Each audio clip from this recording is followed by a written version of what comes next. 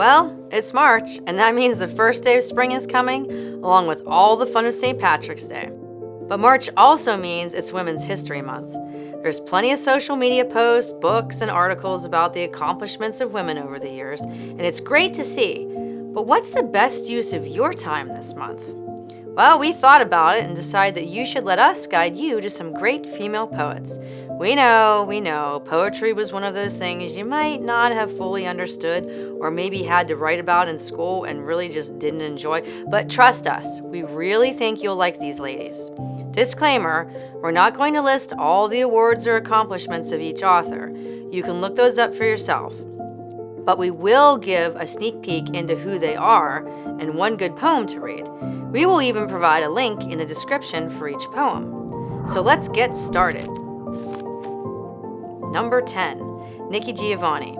Nikki Giovanni was born in Knoxville, Tennessee on June 7, 1943 and grew up in Cincinnati, Ohio. Her work ranges from calls for Black power to poems for children and intimate personal statements. She contributed a lot to the Black arts movement in the 1960s and early 70s. A great poem to read from her early career is Mothers. The poem explores the bads and goods of family life, the ways our own memories can fail us, and the passing of family traditions. Our favorite lines are the last 5. Number 9, Joy Harjo.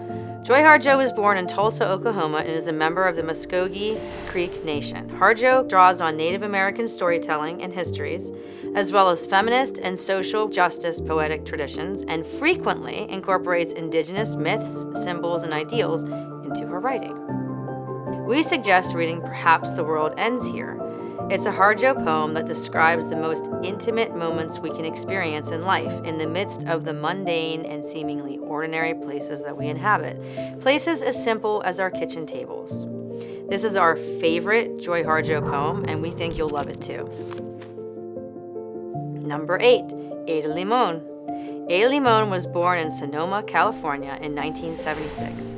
Limon is known for writing with preciseness, candor, intimacy on such themes as nature and how humans interact with it, animals, loss, family, the weakness of the body, gratitude, and what it means to be alive on this big rock. She's just the right poet for this time and place, and her poetry rewards the reader with a level of depth and familiarity that's irresistible. The Raincoat is Limon's loveliest insight into the mother-daughter dynamic. The image of the raincoat, seen at the end, is an achingly beautiful metaphor, expressing something profoundly true about parent-child relationships. Number 7, Edna St Vincent Millay. Edna St Vincent Millay was born in Rockland, Maine on February 22, 1892. Millay won the 1923 Pulitzer Prize for Poetry for her poem Ballad of the Harp Weaver. She was the first woman and second person to win the award. Her modernist poetry was passionate and lyrical, and she used a bunch of forms like sonnets and free verse.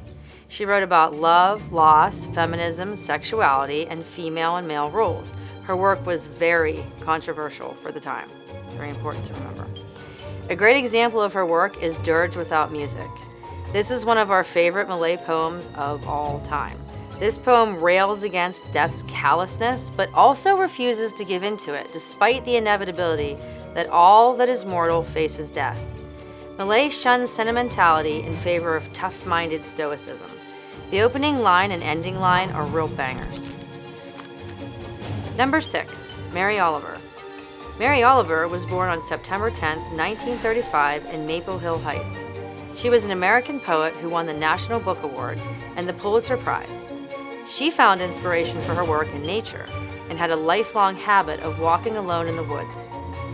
Her poetry is characterized by awe at the natural environment, vivid imagery, and simple language. Just so you know, she was a fan of Edna St Vincent Millay's poetry and briefly lived in Millay's home, helping Norma Millay organize her sister's papers. It was tough picking just one Mary Oliver poem, but we think Wild Geese is a great one to read. The poem acknowledges the natural instincts inside of us and points out that no matter how lonely we may feel, the world offers itself to us for our appreciation. She also points out that what makes us human, aside from the ability to feel love and despair, is our imagination. and this enables us to connect to nature and find a place within the family of things. Wow. Number 5, Phillis Wheatley Peters. Phillis Wheatley was born in approximately 1754, seized from Senegal, Gambia, West Africa, and sold to the Wheatley family of Boston at age 7. There she was both educated and enslaved, and then as she became an accomplished author, celebrated in New England and England, with presses in both places publishing her poems, making her the first African-American woman to publish a book of poetry. We have done a video on her.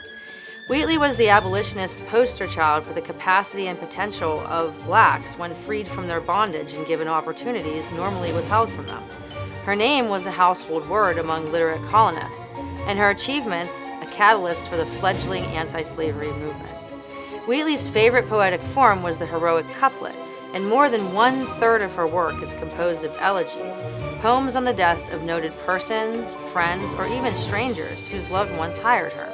A great example of her heroic couplet style is His Excellency General Washington, a poem written after meeting George Washington to encourage him to keep fighting for American independence.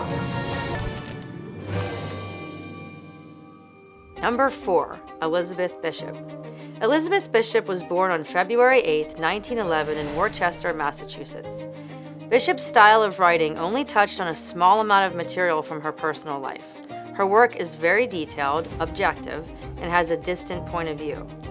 Though she was not often attracted to formal patterns, there are a variety of verse forms found in Bishop's poetry, such as sonnets, sestinas, and villanelles. A great place to start reading her poetry is with one of her poems from later in life, a villanelle called One Art. The speaker in the poem reflects on the art of losing things. The losses begin small, lost door keys, a misspent hour, then they grow more significant as the poem goes on. This is a great modern meditation on loss, which sees the narrator defiantly insisting that it's easy to master loss, even while the poem suggests otherwise. Number 3, Sylvia Plath. Sylvia Plath was born on October 27, 1932 in Boston, Massachusetts. She's credited with advancing the genre of confessional poetry and is best known for The Colossus and other poems. She was clinically depressed for most of her adult life, which included self-harm and suicide attempts, issues and events that played heavily into her work. Intensely autobiographical, Plath's poems explore her own mental anguish, her troubled marriage, her unresolved conflicts with her parents, and her own views of herself. Though she only lived to age 30, she had and still has a large fandom. Bearing this in mind made it tough to pick the right poem, but in the end we went with Lady Lazarus. Lazarus is the guy in the Bible who Jesus raises from the dead after a few days. Plath gives the name to a twist by connecting it to her many suicide attempts. The poem is about resurrection, but hidden within its title is the idea of annihilation or extinction, a common theme with Plath. Another important point, which is alluded to in the poem, is the idea of suffering as exhibition, a theater of cruelty to which people might pay to see. Heavy, heavy stuff. Number 2, Dr. Maya Angelou. Maya Angelou was born Marguerite Annie Johnson on April 4, 1928 in St. Louis, Missouri. Angelou had an amazing career as a civil rights activist, singer, dancer, actress, composer, and Hollywood's first female black director. But she became most famous as writer, editor, essayist, playwright, and poet. Maya Angelou's writing style is quite direct and conversational. She presents issues in an unflinching way and utilizes literary devices such as metaphor, imagery, call and response, eye dialect, and figurative language. It's honestly pretty hard to condense Dr. Angelou's impact on the world of writing in a short video like this. We will say if you're going to read her poems, we suggest looking for videos of her reading them, since her performance of them is part of enjoying them. The one you need to start with is Still I Rise. Still I Rise is a poem about picking yourself up and striving to achieve even in the face of adversity. It's kind of a poem of protest, which is defiant as well as celebratory, a poem about the power of the human spirit to overcome racist discrimination and obstacles that seem impossible. Number 1, Emily Dickinson. Emily Dickinson was born December 10, 1830 in Amherst, Massachusetts. Dickinson was a bit of a recluse and was a prolific writer. but her only publications during her lifetime were 1 letter and only 10 poems, despite writing about 1800. Since Emily was a bit of a stylistic rebel, the poems that were published at the time were usually edited significantly to fit conventional poetic roles. Her poems contained short lines, typically lacked titles, and often used slant rhyme as well as irregular capitalization and punctuation, the M dash being her trademark.